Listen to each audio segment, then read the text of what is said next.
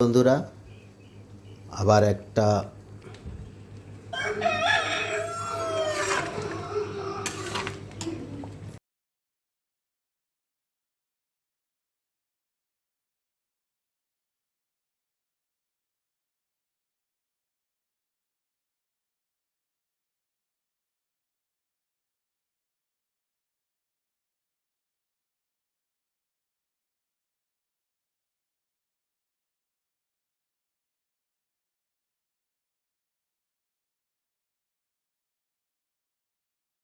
নমস্কার বন্ধুরা, আবার একটা নতুন রেসিপি নিয়ে আপনাদের সামনে এসেছি।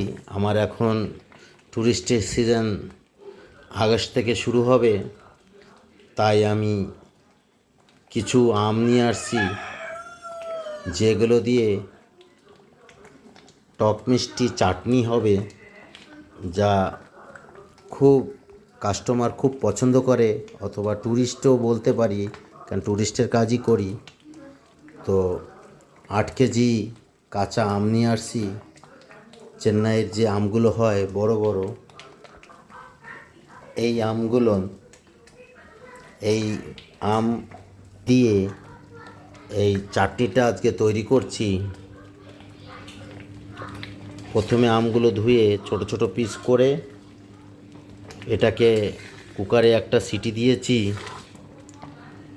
তারপরে নুন দিয়েছি, একটু হলুদ দিয়েছি, আর 3 কেজি গুড় দিয়েছি, 1.5 কেজি চিনি দিয়েছি, তেজপাতা দিয়েছি।